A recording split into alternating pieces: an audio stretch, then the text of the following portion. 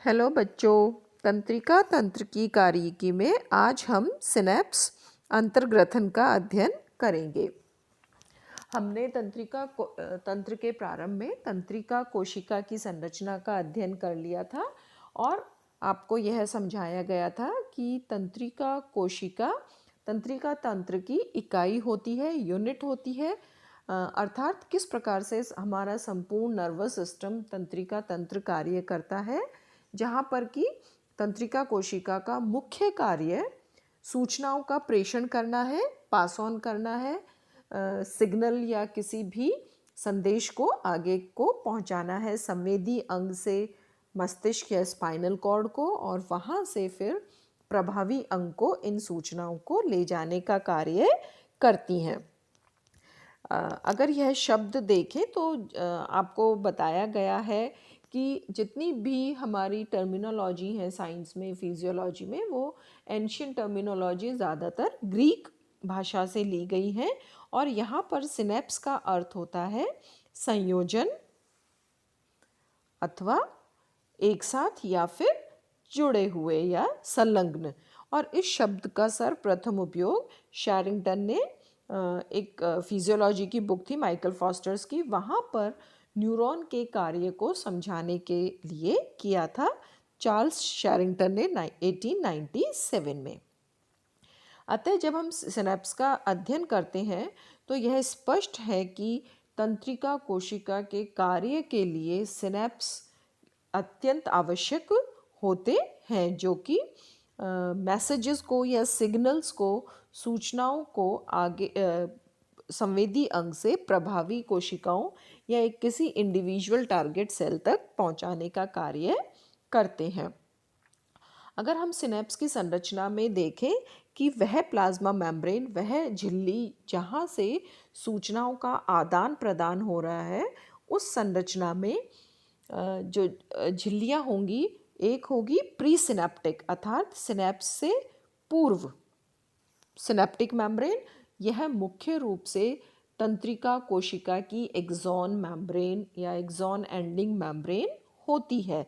और सिनेप्स के पश्चात वाली कोशिका की मेम्ब्रेन, यहाँ पर पोस्ट सिनेप्टिक जो कोशिका होगी या पश्च सिनेप्टिक जो कोशिका होगी, वह कोई भी टारगेट सेल हो सकती है, इफेक्टर सेल जैसे कि मांसपेशियाँ हो सकती हैं, या फिर अन्य न्यूरॉन भी हो सकता है। इस प्रकार एक सिनेप्स की संरचना में हम देखते हैं प्री सिनेप्टिक और पोस्ट सिनेप्टिक सेल्स होती हैं जिनकी मेम्ब्रेन्स होती हैं, और ये मेम्ब्रेन सिनेप्टिक साइट या सिनेप्टिक स्थल का निर्माण करती हैं और परस्पर सिग्नल्स को या मैसेजेस को पास ऑन करने का कार्य करती हैं। अगर दो न्यूरॉन्स आपस में सिनेप्स का निर्माण कर रहे हैं तो प्री सिनेप्सिस एक्सोनिक मेम्ब्रेन होगी और पोस्ट सिनेप्टिक इस अवस्था में डेंड्रॉन, डेंड्राइट्स या फिर साइटोन सेल बॉडी या सोमा, जो कि न्यूरॉन की मुख्य संरचना होती है, वह होगी। सिनेप्स क्योंकि सूचनाओं को आदान प्रदान कर रही है, सिनेप्स पर सूचनाओं का प्रेषण हो रहा है, और यहाँ पर प्री सिनेप्टिक और पोस्ट सिनेप्टिक संरचनाएं जो हैं उनको बनाए रखने के लिए एक विशिष्ट मशीनरी या मॉलिक्यूल्स होते हैं जो उपस्थित होते हैं, और इन्हें हम सैम कहते हैं। सैम का अर्थ होता है सिनेप्टिक एडिशन मॉलिक्यूल्स, जो कि इन प्री सिनेप्टिक और पोस्ट सिनेप्टिक यूनिट्स या इकाइयों को वहाँ पर बनाए रखने का कार्य करते हैं, जिससे कि सिनेप्स भली भांति कार्य कर सके। यह संरचना आपको सिनेप्स का स्ट्रक्चर स्पष्ट करेगी। जैसे कि आप देख सकते हैं कि ये सिनेप्टिक स्थल है, अर्थात यह संयोजन स्थल है, तो इससे पूर्व का भाग होगा प्री सिनेप्टिक पार्ट और ये होगा पोस्ट सिनेप्टिक पार्ट। जैसे इस चित्र में प्री सिनेप्स में यह न्यूरॉन का एक्सॉन एंडिंग, ये एक्सॉन एंडिंग एक बल्ब के रूप में है, ये प्री सिनेप्टिक मेम्ब्रेन होगी, और ये पोस्ट सिनेप्टिक सेल है जो कि कोई भी कोशिका हो सकती है, इफेक्टर सेल, मसल या अन्य न्यूरॉन जिसके कि डेंड्राइट हो सकते हैं। एक्सॉन एंडिंग जो होती है प्री सिनेप्टिक सेल की, न्यूरॉन की, इसमें अनेक आशय हमें दिखाई देते हैं जिन्हें हम सिनेप्टिक वेसाइकल कहते हैं। और ये सिनेप्टिक वेसाइकल न्यूरोट्रांसमीटर्स अर्थात तंत्रिकीय संवेदी केमिकल्स, रासायनिक पदार्थों से भरे रहते हैं जो कि मैसेज आने पर सक्रिय होकर प्री सिनेप्टिक मेम्ब्रेन की ओर गति करते हैं और उन उन सूचनाओं को मेम्ब्रेन पर पहुंचकर किसी भी विशिष्ट न्यूरोट्रांसमीटर के रूप में प्रेषित कर दिया जाता है। ये न्यूरोट्रांसमीटर किस प्रकार के होते हैं हम नेक्स्ट स्लाइड में इसका अध्ययन करेंगे।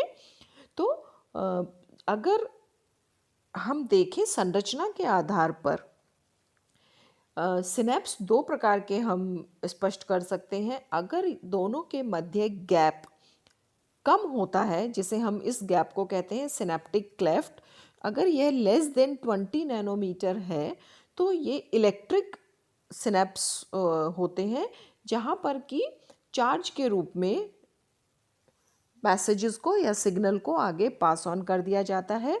परंतु यदि synaptic cleft more than 20 nanometre है तब किसी भी केमिकल न्यूरोट्रांसमीटर के रूप में सिग्नल्स को पास ऑन किया जाता है। तो इस आधार पर सिनेप्स को दो भागों में बांटा गया है, जैसे कि केमिकल सिनेप्स। और केमिकल सिनेप्स में जो प्रत्येक न्यूरोट्रांसमीटर रिलीज किया जाता है, प्रत्येक सूचना के लिए एक विशिष्ट न्यूरोट्रांसमीटर होते हैं जिनकी प्रकृति भिन्न भिन्न होती है और ये निश्चित टारगेट सेल द्वारा ही रिसीव या ग्रहण किए जाते हैं। इनकी प्रकृति के आधार पर हम इन्हें इस प्रकार से विभाजित कर सकते हैं, जैसे कि उत्तेजित करने वाले न्यूरोट्रांसमीटर्स इस कैटेगरी में मुख्य रूप से ग्लूटामेटर्जिक आते हैं और किसी भी क्रिया को संदमित या कम करने के लिए आवश्यक जो भी न्यूरोट्रांसमीटर्स होते हैं गाबार्जिक होते हैं। वर्टिब्रेट्स में जहाँ पर एक न्यूरॉन और मसल, क्योंकि सामान्य प्रभावी कोशिकाएं जो होती हैं वो मसल्स होती हैं। हर रिफ्लेक्स एक्शन में आपको पिछले टॉपिक्स में बताया गया था कि मसल्स सामान्यतः इफेक्टर ऑर्गन होती हैं। उस केस में जो न्यूरोट्रांसमीटर रिलीज़ किया जाता है एसिटाइल कोलाइन प्रकार का, तो ये कोलिनर्जिक होती हैं। और इसी प्रकार से एड्रिनर्जिक, जो कि हमें किसी भी प्रकार के डेंजर या इमोशन से रिलेटेड सूचनाओं का प्रेषण करती हैं। तो अगर सिग्नल या सूचना किसी भी न्यूरोट्रांसमीटर के रूप में अगर प्रेषित हो रही है तो ये एक केमिकल सिनेप्स होता है। इसी प्रकार से जो सेकंड टाइप है वो होती है इलेक्ट्रिकल सिनेप्स। और इलेक्ट्रिकल सिनेप्स में जो सिनेप्टिक क्लेफ्ट के मध्य गैप होता है, वहाँ जो गैप जंक्शन होते हैं वहाँ सिग्नल्स को पास ऑन एक इलेक्ट्रिक करंट या चार्ज के रूप में पास ऑन या प्रेषित किया जाता है। संरचना के आधार पर अथवा किस प्रकार से प्री सिनेप्सिस और पोस्ट सिनेप्टिक संरचनाएं एक दूसरे से आपस में किस इन्फिनिटी के द्वारा आपस में जुड़ी हुई हैं, उनके मध्य किस प्रकार का संयोजन है, इस आधार पर मुख्य रूप से 6 प्रकार के सिनेप्स को विभाजित किया गया है। और ये होते हैं एक्सोनिक, डेंड्रोडेंड्राइटिक, एक्सोसिक्रीटरी, सोमेटोडेंड्राइटिक, डेंड्रोसोमेटिक, सोमेटोसोमेटिक सिनेप्स। इनको विस्तृत रूप से आपको इस चित्र में समझाया गया है, जैसे कि एक्सोसिक्रीटरी।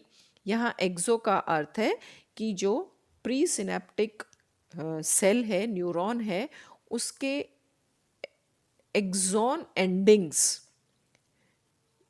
जो भी रिलीज कर रहे हैं न्यूरोट्रांसमीटर, वो सीधा ब्लड स्ट्रीम में जा रहा है। एक्सोसिक्रीटरी neurotransmitters directly released to the blood stream from axon terminals। इस प्रकार का जो सिनेप्स होगा वह कहलाएगा एक्सो सिक्रीटरी। सेकेंड जो है वो एक्सो एक्सोनिक, नाम से स्पष्ट है यहाँ पर कि एक्सॉन एंडिंग्स का जो सिक्रीशन है प्री सिनेप्टिक सेल से पोस्ट सिनेप्टिक जो सेल होगी उसके एक्सॉन को पास ऑन किया जा रहा है, तो एक्सो एक्सोनिक। थर्ड होता है एक्सोडेंड्राइटिक, अर्थात एक्सॉन टर्मिनल से पोस्ट सिनेप्सिस के डेंड्राइट में पास ऑन करना। देन एक्सो एक्स्ट्रा सेल्यूलर, अर्थात एक्सॉन एंडिंग से न्यूरोट्रांसमीटर्स का एक्स्ट्रा सेल्यूलर फ्लूइड में सिक्रीट करना, रिलीज करना। एक्सोसोमेटिक एंड एक्सोसिनेप्टिक, अगर एक्सोसोमेटिक है तो एक्सॉन एंडिंग से सोमा अर्थात तंत्रिका कोशिका का कोशिका काय या मुख्य भाग, और अगर एक्सोसिनेप्टिक है तो एक्सॉन टर्मिनल से दूसरे न्यूरॉन के एक्सॉन टर्मिनल तक संयोजन। तो इस प्रकार से संयोजन के आधार पर भी 6 प्रकार के सिनेप्स होते हैं और कार्यकी के आधार पर 2 प्रकार के सिनेप्स होते हैं, केमिकल सिनेप्स और इलेक्ट्रिकल सिनेप्स। बच्चों ये टॉपिक बहुत इम्पॉर्टेंट है, इस पे सामान्यतः क्वेश्चन पूछे जाते हैं। सारी डिटेल्स इन स्लाइड्स में आपके साथ शेयर की गई है, इसलिए इन्हें नोट कर लेना, अपने नोट्स बना लेना और इसको पढ़ लेना। Thank you and have a nice time.